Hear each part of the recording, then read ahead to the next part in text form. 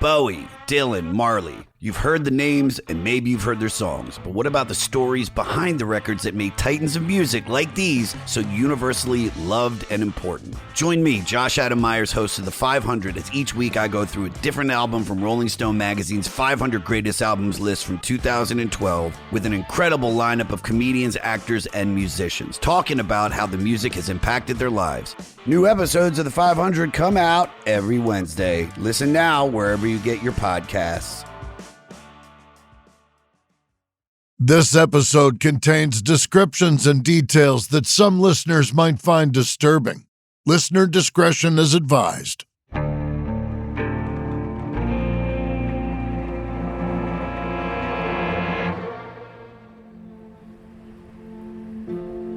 It's a little after 7 p.m. on August 19, 1993 in Wichita, Kansas. As usual, there's a group of protesters gathered outside women's healthcare services, one of only 3 facilities in the country that perform late-term abortions. That's made it a key target for America's anti-abortion crusaders. 7 years ago, the clinic was firebombed.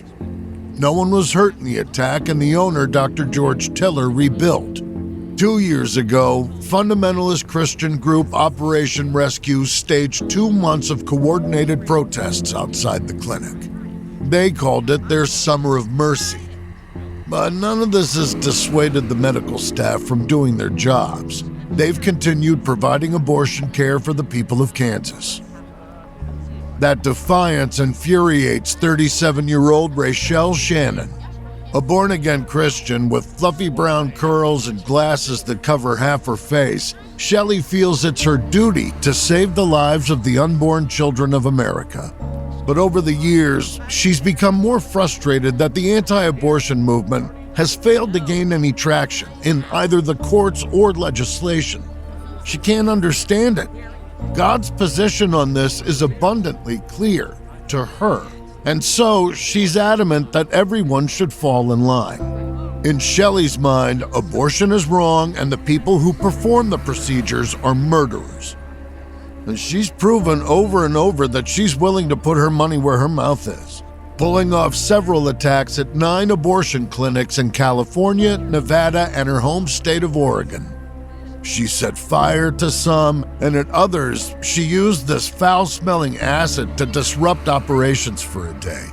Every one of her attacks has felt like a victory to Shelley, not least because she's never been caught. But now, Shelley's ready to take her fight against abortion to the next level.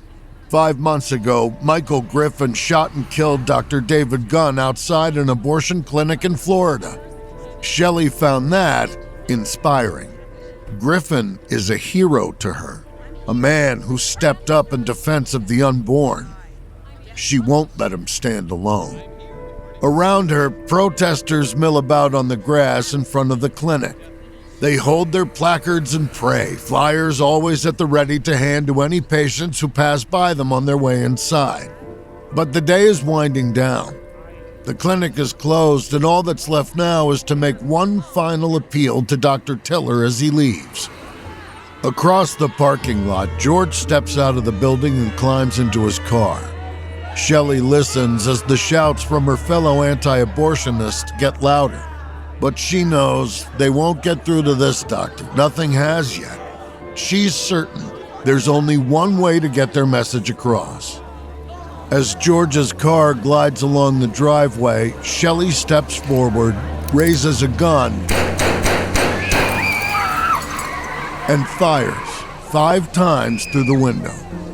Shattered glass goes flying, spraying some of the protesters as George struggles to remain in control of his car. But Shelley doesn't stick around to take stock of what she's done. She turns on her heel and runs down the street, disappearing before anyone can stop her. So she doesn't realize that she's failed. She injured George Tiller. Yes, he's got bullet wounds in both arms. He'll be back at work tomorrow, though. As for Shelley Shannon, she won't get away this time. She'll be arrested in about 4 hours and charged with attempted first-degree murder. She'll eventually be convicted and sentenced to 11 years in prison. And during their investigation, authorities will find evidence connecting Shelley to her earlier attacks, which will land her a further 20 years behind bars. Shelley Shannon will stay defiant, though. Her cause is righteous. She knows it in her heart. And, like Michael Griffin before her, her violent actions will inspire others to follow in her footsteps. We all know starting something new isn't just hard, it's absolutely terrifying. So much work goes into this thing that you're not entirely sure will work out. And it can be hard to make that leap of faith. Trust me, I know. When we started this podcast, I wasn't really sure what I was doing. What if no one listens? Now, I know that I was right in believing in myself and the team and launching this podcast, despite all the fears and hesitations. It also helps when you have a partner like Shopify on your side. Accelerate your efficiency, whether you're uploading new products or trying to improve existing ones. Shopify is packed with helpful AI tools that write product descriptions, page headlines, and even enhance your product photography. So Shopify is great if you're selling something, if you're building a business, if you've got a product out there on the market. However, I take advantage of the Shop Pay button. That little purple button that you see on a lot of websites that you buy stuff from. Here's what I would do. Download the app, put it on your phone, and you can go shopping for anything that you want. It's like a department store, and the best part is it's an empty department store. You don't have to deal with people. Shopify is the commerce platform behind millions of businesses around the world and 10% of all e-commerce in the U.S. And again, it's like a store without people. So don't go jumping from website to buy things. You forget your card, you got to go get it, you forgot your password. No, just download that app and get that button on your phone, and that way you can go shopping for all sorts of things. And what if you get stuck? Shopify's always around to share advice with their award-winning 24/7 customer service. See less carts go abandoned and more sales go with Shopify and their Shop Pay button. Sign up for your $1 per month trial today at shopify.com/AmericanCriminal. Go to shopify.com/AmericanCriminal. That's shopify.com/AmericanCriminal. So lately, I've been more intentional about what I wear day to day, leaning into pieces that feel easy and comfortable and still put together. It just makes getting dressed simpler. Quince has been my go-to. The fabrics feel elevated, the fits are clean, and everything just works without needing to overthink it. Quince has all the wardrobe staples for spring. Think 100% European linen shorts and shirts from $34. Lightweight, breathable, and so comfortable. But it still looks put together. And clean 100% Pima cotton tees with a softness that has to be felt. Their pants also hit that same balance, relaxed and comfortable, but still polished enough to wear pretty much everywhere.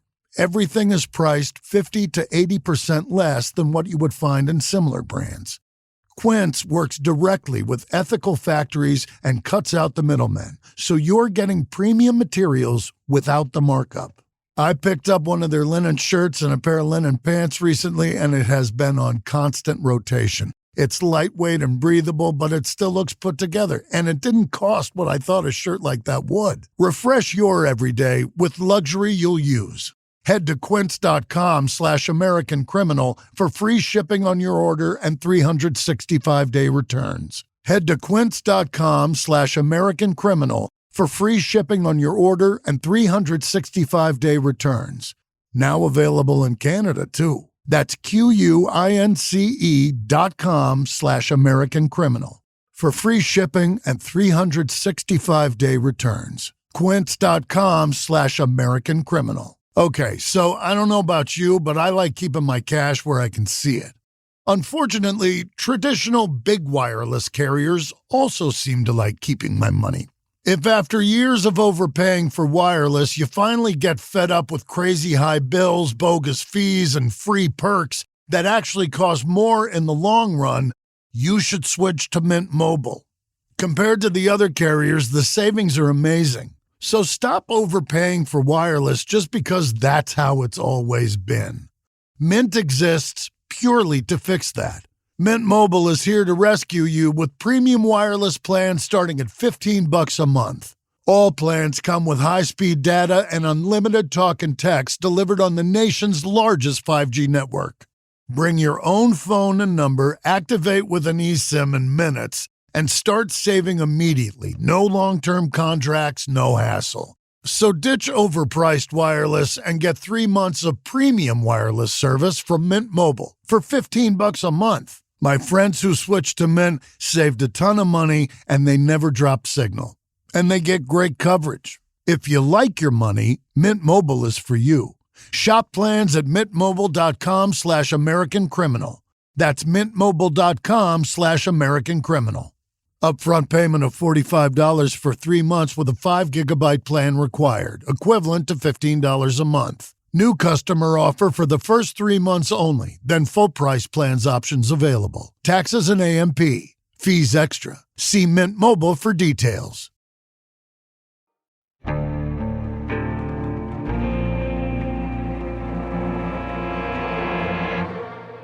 From Airship, I'm Jeremy Schwartz, and this is American Criminal.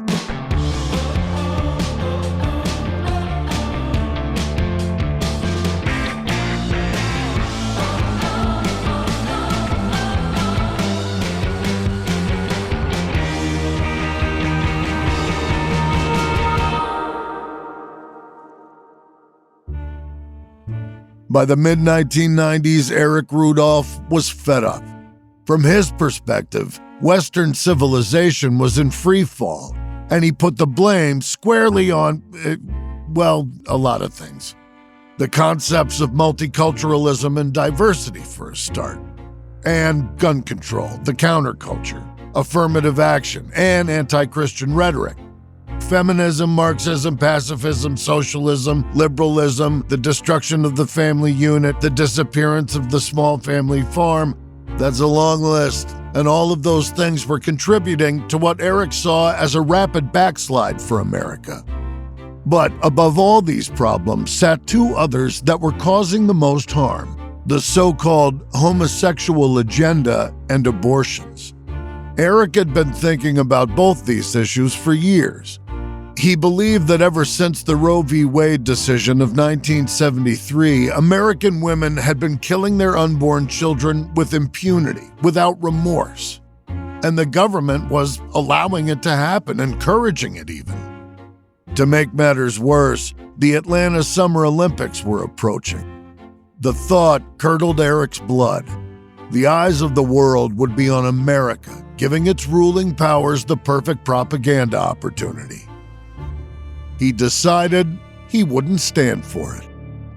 He wouldn't allow the world to think that gay people loving each other was acceptable or that women should be allowed to choose what happened to their own bodies. Those were the values of the federal government. He wanted his values imposed on the world instead, and he thought he had the perfect way to make his message heard.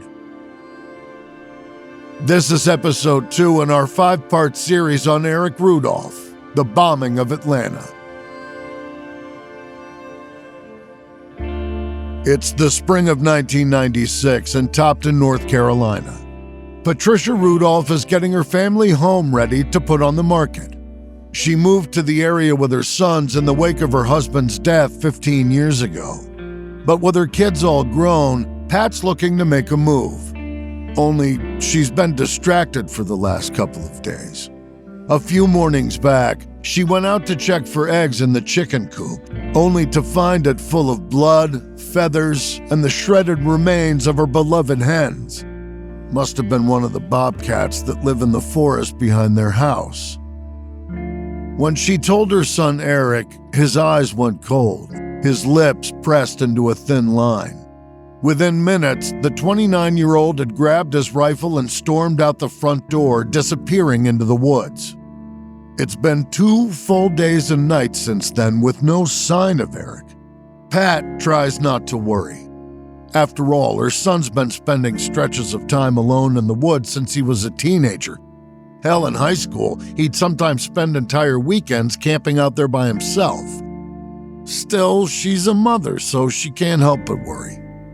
She's washing up her coffee mug when she sees Eric striding across the stretch of grass between the woods and their house. He's carrying something large in his arms. It almost looks like a coat. Pat hurries out the front door to greet him, but Eric doesn't come inside. He's at the garage door, a hammer already in his hand. Turns out it wasn't a coat in his arms, it's a bloody bobcat pelt.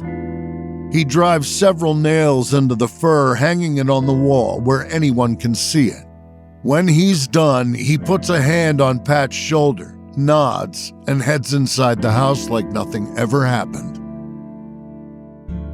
By the time the Rudolphs put their home on the market, Eric has been out of the Army for almost 8 years. And for most of that time, he's been making his living selling cannabis. Some of the people he does business with guess that he's pulling in around $70,000 each year. But people closer to him will later say that's a stretch. He couldn't possibly be making that much money. For context, $70,000 in 1996 would equate to about $150,000 today. And Eric Rudolph isn't living the life of someone making that much money. Then again, not a lot of people feel like they really know Eric.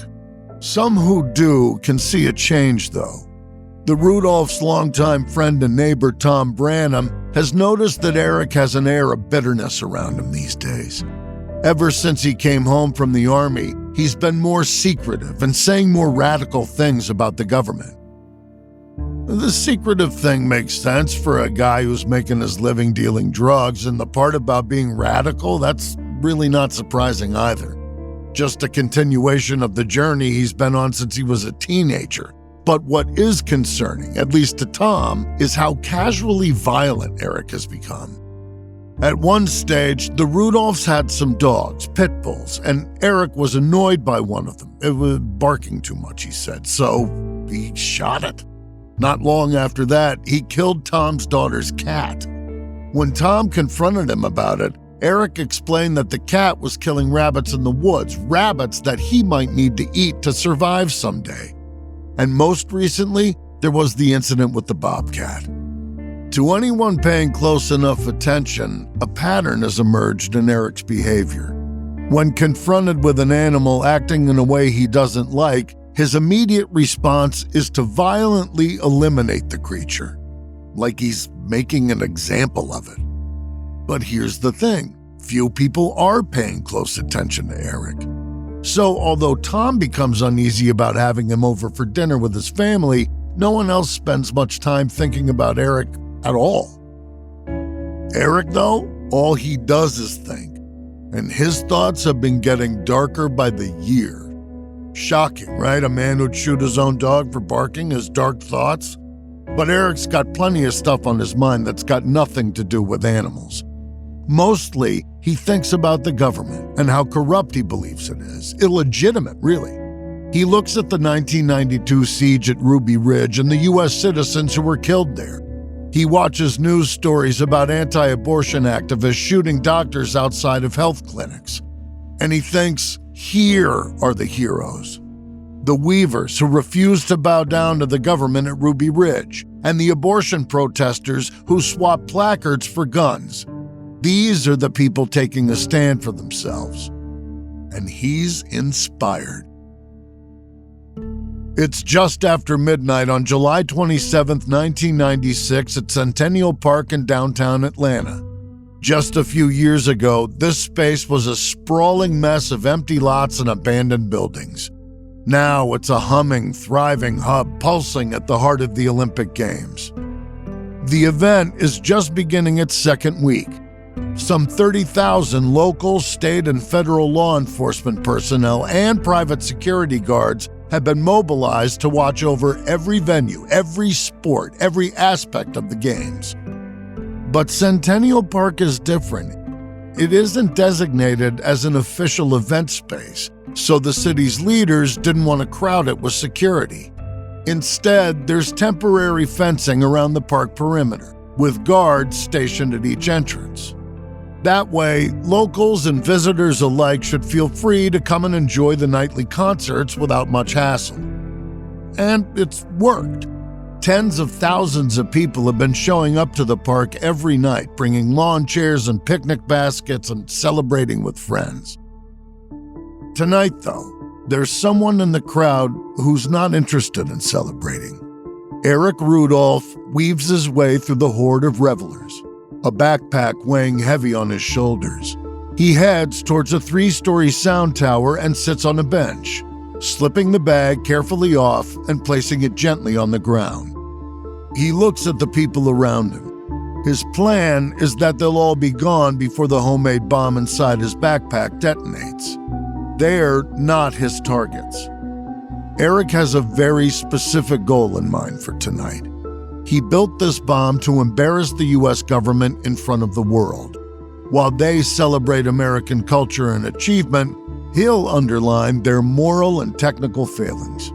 He's hoping that the explosion will force the cancellation of the rest of the Olympics, or at least make people so scared to attend events that spending in the local economy dries up, eating into the huge financial investment.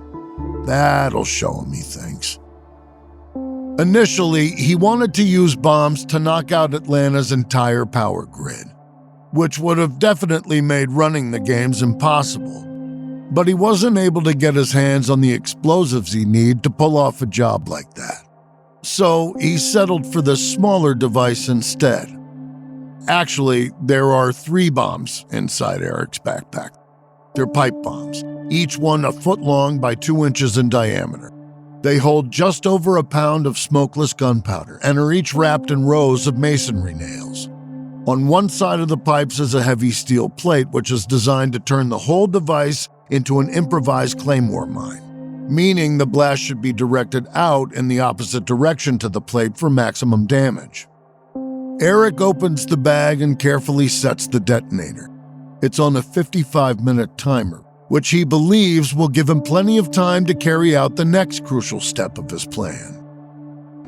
He stands up from the bench and walks away, leaving the bag there on the ground. He moves quickly to the nearest exit. Then it takes him about 10 minutes to find a payphone where he dials 911. He fixes a small plastic device over the mouthpiece to disguise his voice. When the operator picks up, he asks if she can understand him. When she confirms that she can, he starts speaking. "You defy the order of the militia." The operator terminates the call. Eric stares at the receiver in shock for a moment, then slams it down. He needs to call in a bomb threat so that the park can be cleared before time runs out.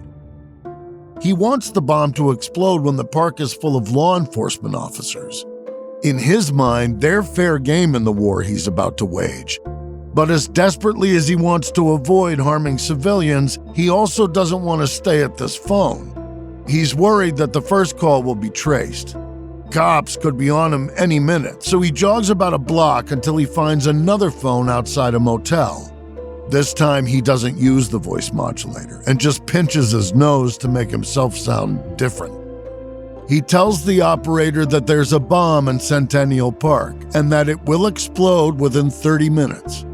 He's grateful that the line stays open this time. But as he's talking, he notices 2 passers-by look at him. Paranoid, he stammers through the rest of his message, completely forgetting to mention the exact location of the bomb. Then, considering his task over, Eric hangs up and hurries off into the night. Inside the 911 call center, the dispatcher is having difficulty doing her job. After receiving the bomb threat, it takes her 3 minutes to finally reach the command center for the Atlanta PD. That delay is bad enough, but it gets worse. Because Centennial Park is so new, it's not in the 911 dispatch system yet. Which means, essentially, they can't find an address for where to send first responders. And there's no direct line from the Atlanta PD to the park command hub. So, despite Eric's warning, no one in the line of danger knows there's a bomb about to explode in the middle of the crowded park. Luckily, though, security guard Richard Jewell is good at his job. He's on duty near the sound tower where Eric planted his device. And although he didn't notice that, he did spot some underage kids drinking beer. So he went to find a colleague to help him handle the situation. He gets back to the tower with an agent from the Georgia Bureau of Investigation. Only now the teens are gone. Looking around for them, Richard spots Eric's abandoned backpack near the bench. While Richard was looking for help, some people walking through the park spotted the bag and tried to pick it up. But it weighs about 45 pounds, so they ended up just leaving it where they found it. Only now it's sitting at an angle instead of upright. Richard points out the backpack to the bureau agent, and they move through the crowd for a few minutes, asking if it belongs to anyone nearby. When no one claims the bag, the agent radios for the bomb disposal team to come take a look. Richard stands guard over the bag until the bomb tech arrives, then watches him slide on his stomach underneath the bench. The guy carefully opens the bag, shining a flashlight inside.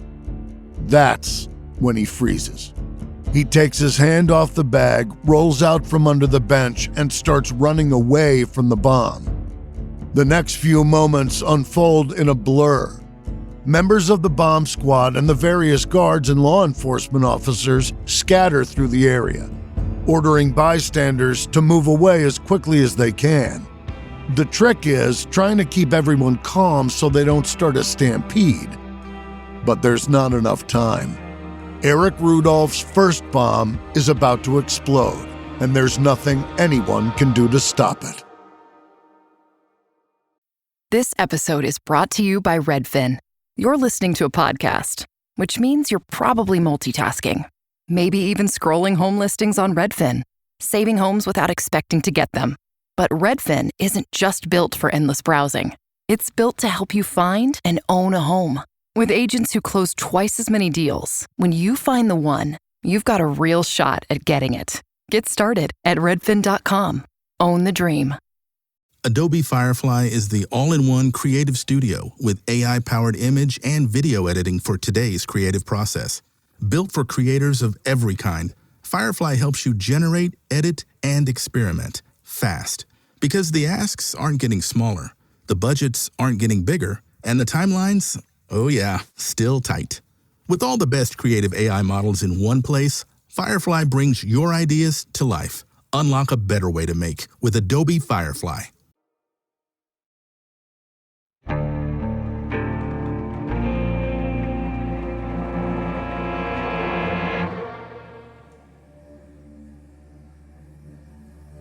It's 1:18 a.m. at Atlanta's Centennial Park. It's been about 30 minutes since Eric Rudolph made his second call to 911 to let authorities know he'd planted a bomb in the park. On the stage, the band Jack Mack and the Heart Attack have just started another song, which is met by excited cheers from the audience. Meanwhile, authorities are hurriedly trying to clear the area around Eric's backpack, which security guard Richard Jewell spotted by chance. But despite their best efforts, they're too late. With tens of thousands of people still in the park, the 3 pipe bombs inside the bag detonate, the sound closer to a loud crack than a boom. The force of the blast reverberates through people's chests and knocks them to the ground. At first, some people close to the stage think that the explosion is just some kind of pyrotechnic effect. But in the area closest to the blast site, there's no mistaking what's happened. It's a horrific sight. Dozens of people have been hit with shrapnel flying at speeds of 3,000 feet per second, masonry nails, shredded fragments of pipe, and pieces of the backpack. Alice Hawthorne and her teenage daughter Fallon are 2 of the people hit by the shrapnel. Alice is 44, a hardworking mother who couldn't get tickets to any of the Olympic events, but wanted to do something special for her daughter's birthday anyway. This free concert felt like a perfect way to celebrate together. Alice has dedicated huge amounts of her time to volunteering for good causes and is beloved in her community. Now, she lies dead on the bloody ground. A flying nail has penetrated her head, As people help Fallon up off the pavement, she screams for someone to help her mother. In further reaches of the park, a ripple of terror builds into a wave as everyone realizes what's happened. News teams from around the world hurry towards the explosion to report on what's just taken place. Among them is 40-year-old Mele Yüzyol, a cameraman with the Turkish Radio and Television Corporation. He's there to do his job, to report on the Olympic Games for his country. It's been a relatively relaxing assignment for Mele after covering wars in 3 different countries during his career. But as he runs across the park, he goes into cardiac arrest. When they arrive at the bomb site, slipping on the blood-slick ground, paramedics are unable to revive him. In addition to the deaths of Alice and Mele, 110 people are injured in the blast. But it could have been so much worse. Remember those people who stopped to inspect Eric's backpack and even tried to lift it?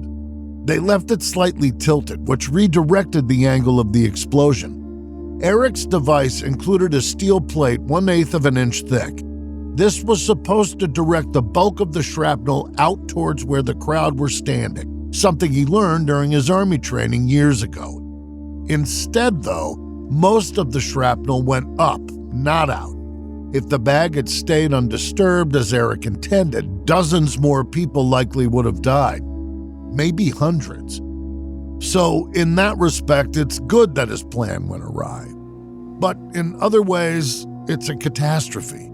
According to Eric's account of the bombing, his intention was for the park to be cleared of civilians before the bomb exploded, leaving only law enforcement in the line of fire.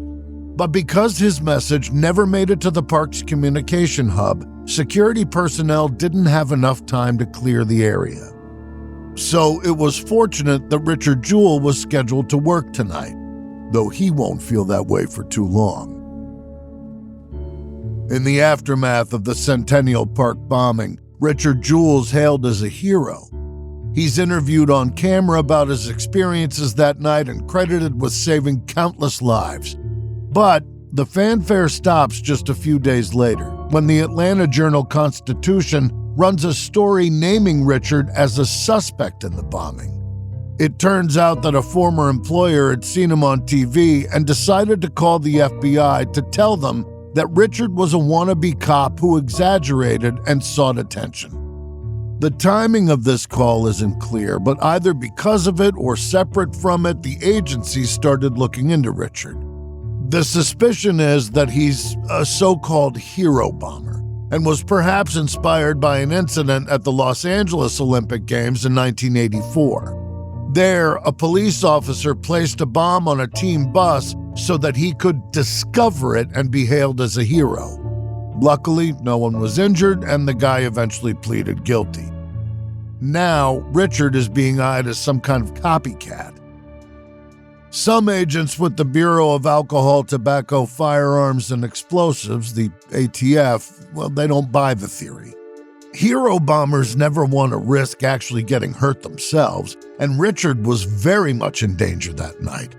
But profilers from the FBI's Behavioral Science Unit like Richard as the culprit. They watch footage of his interviews, and his demeanor sets off alarm bells for them. His deadpan delivery is sprinkled with police lingo, and he mentions that he'd like to work in law enforcement. To them, these things all make him look guilty as sin. As the FBI digs into 33-year-old Richard's past, the strikes against him start to add up. He's had trouble at work over the years and received some complaints against him when he worked as campus police for a college.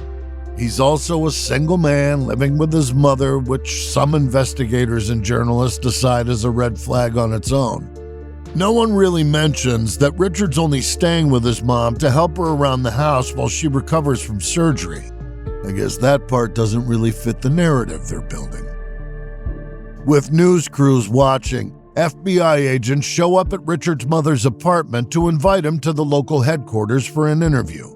He's not surprised to see them and is only too happy to chat, but the agency doesn't want Richard to know he's an official suspect yet. If he understands what's happening, he might not be so keen to talk. So once they get him into an interrogation room, they tell him that they're taping their conversation so it can be used to train agents on how to interview first responders. This little piece of skullduggery might have worked too, but then the agents start reading Richard his Miranda rights. That tips him off that this is more serious than it seems, and he asks for a lawyer. After that, the gloves come off.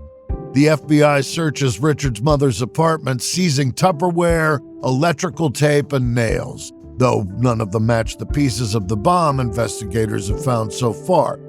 While the search takes place, Richard sits on the building stoop, his head in his hands, wondering how long this bizarre nightmare is going to last. Well, it lasts for 3 months, and in that time, Richard's name is dragged through the mud, with news anchors and late-night hosts speculating about his guilt and what evidence the government has against him.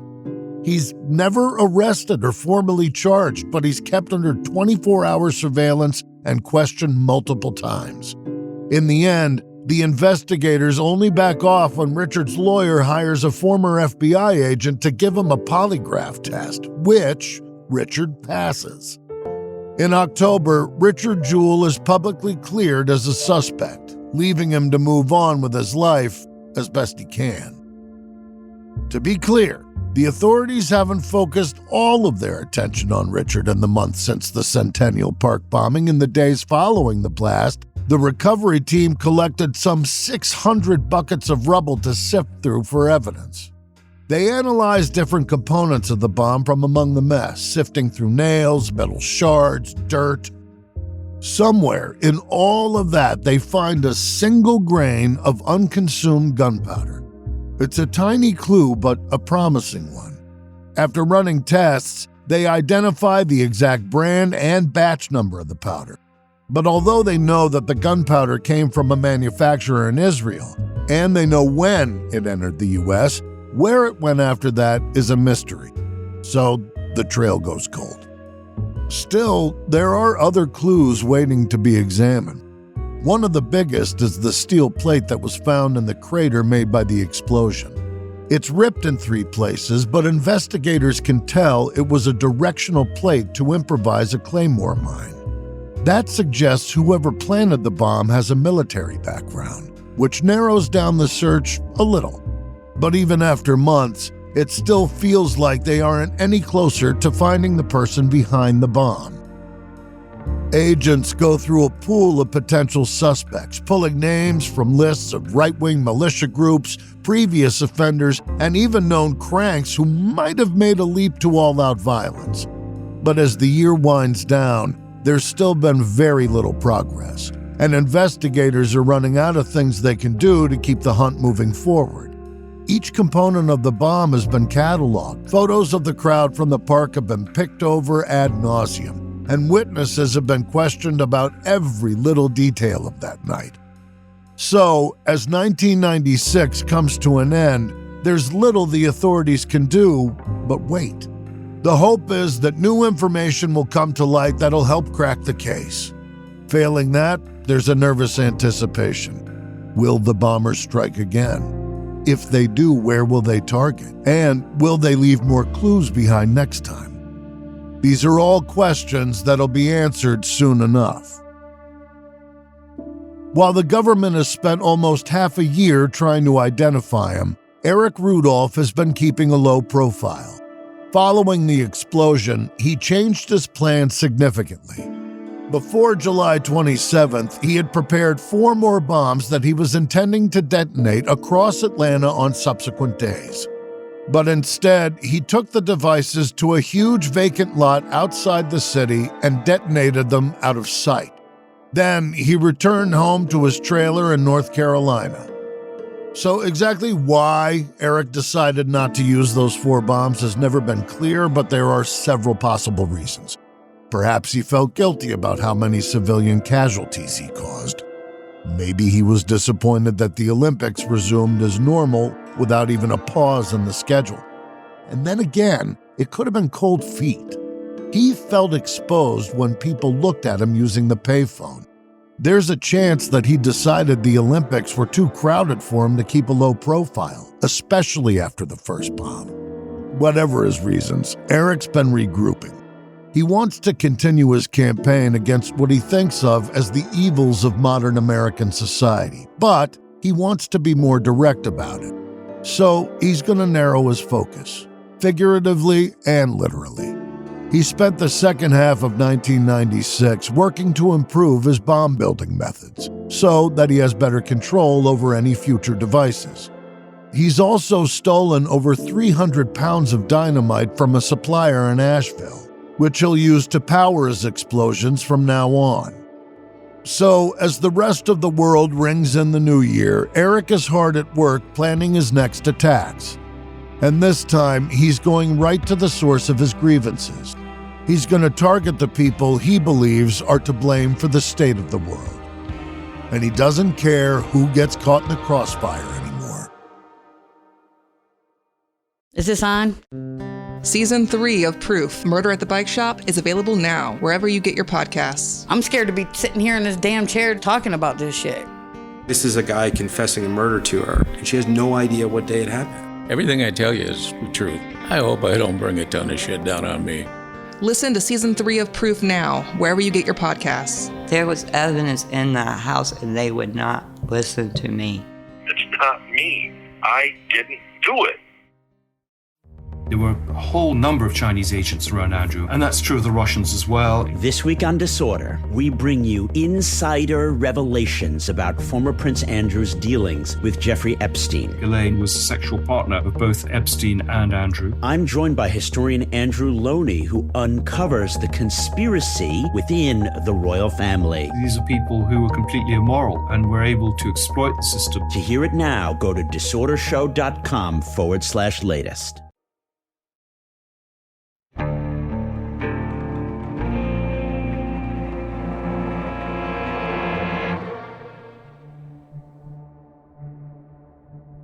It's around 9 a.m. on January 16th, 1997. Christine Stadler is at an Atlanta courthouse in Georgia.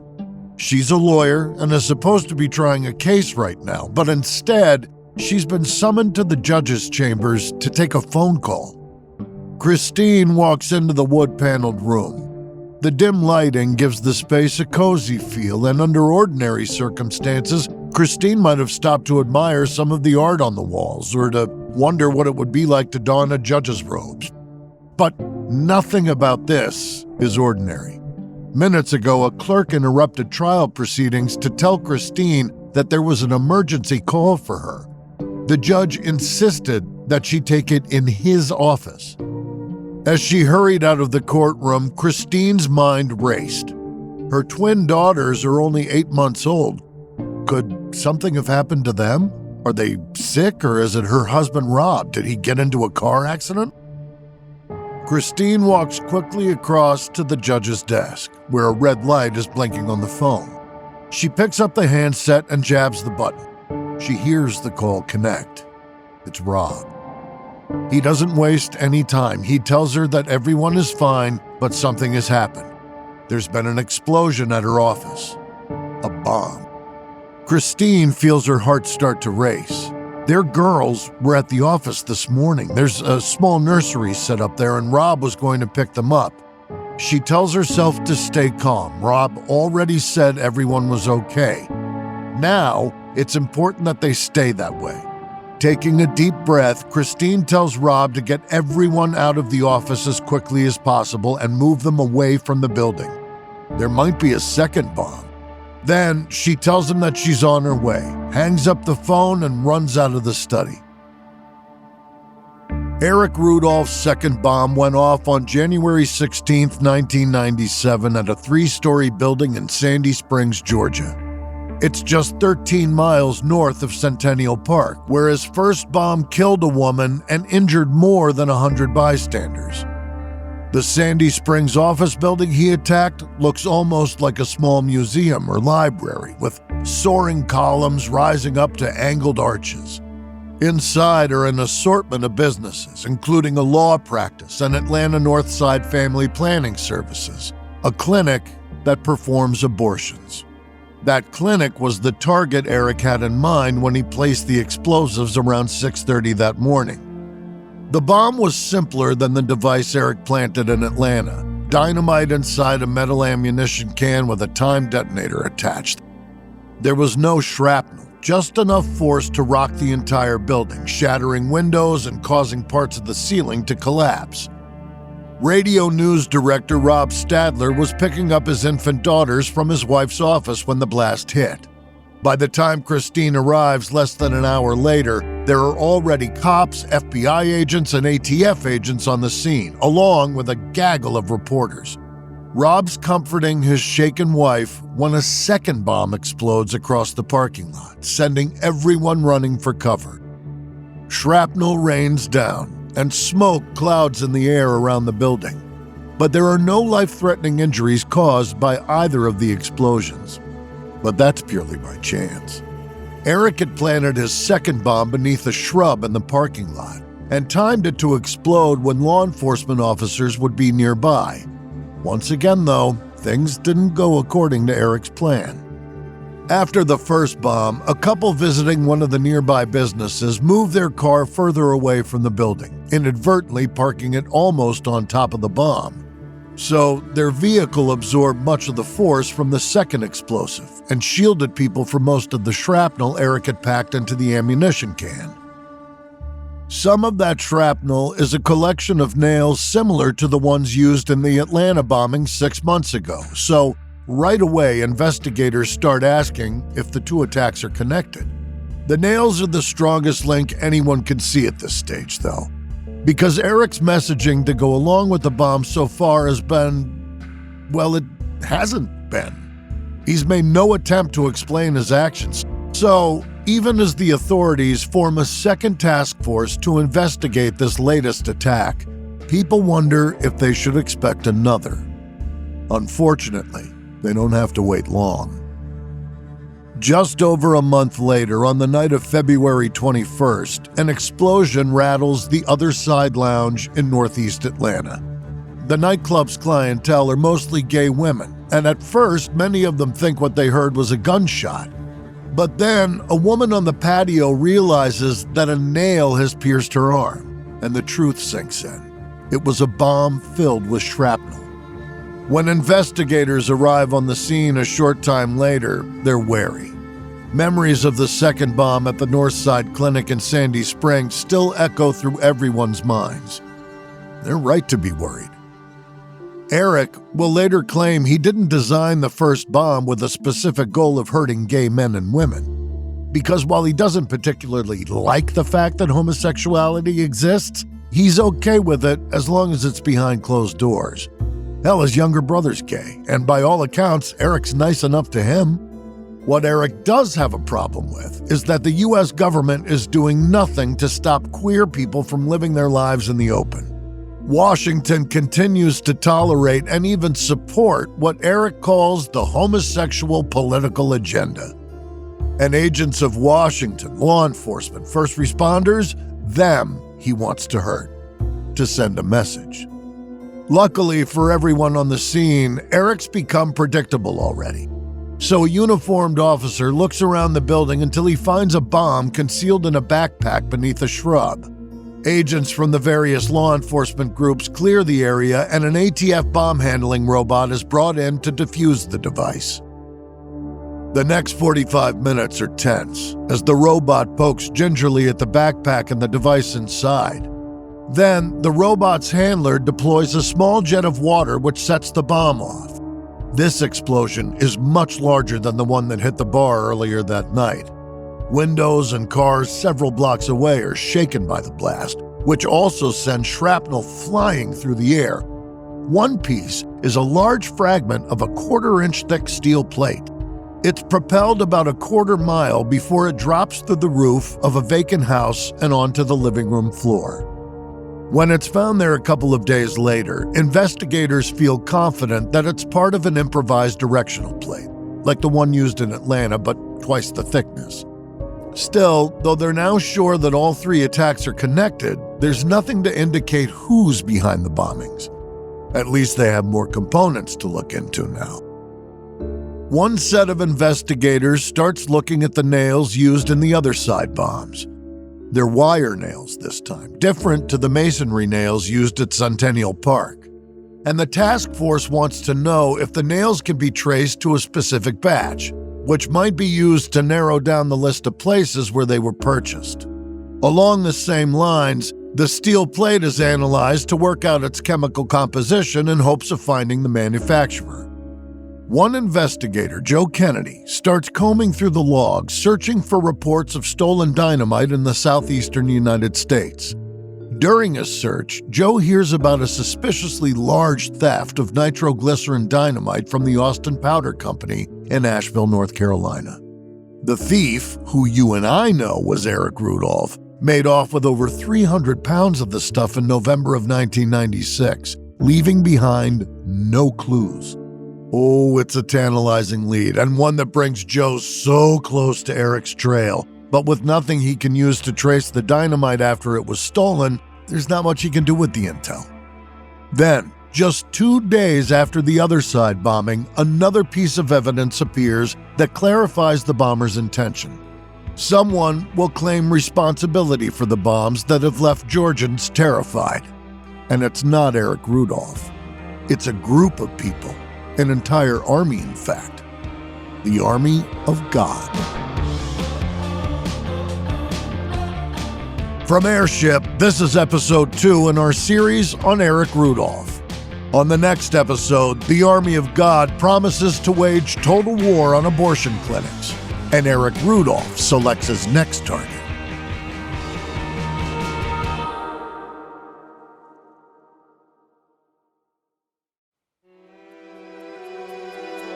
We use many different sources while preparing this episode. One we can particularly recommend is Lone Wolf by Marianne Vollers. We also read Eric Rudolph's autobiography, but we wouldn't go so far as to recommend anyone else do the same. This episode may contain reenactments or dramatized details, and while in some cases we can't know exactly what happened, all our dramatizations are based on historical research. American Criminal is a co-production of Airship and Evergreen Podcasts. It's hosted, edited, and executive produced by me, Jeremy Schwartz. Audio editing and sound design by Sean Rule Hoffman. Music by Thrum. This episode is written and researched by Joel Callan. Managing producer, Emily Burke. Executive producers are Joel Callan and Lindsey Graham.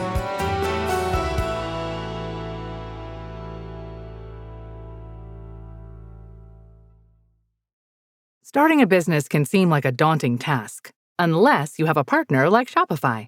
They have the tools you need to start and grow your business. From designing a website to marketing to selling and beyond, Shopify can help with everything you need. There's a reason millions of companies like Mattel, Heinz, and Allbirds continue to trust and use them. With Shopify on your side, turn your big business idea into... Sign up for your $1 per month trial at shopify.com/special offer. Most violent crimes that capture the public's imagination seem larger than life, but sometimes the most terrifying criminals are right next door. And he's just yelling, "Mataron a mi hijo," which translates to, "They killed my son." On the Fear Thy Neighbor podcast from ID, we'll explore these true stories and hear what happens when neighborly disputes reach the point of no return. What do you want? Just this. Listen to Fear Thy Neighbor wherever you get your podcasts.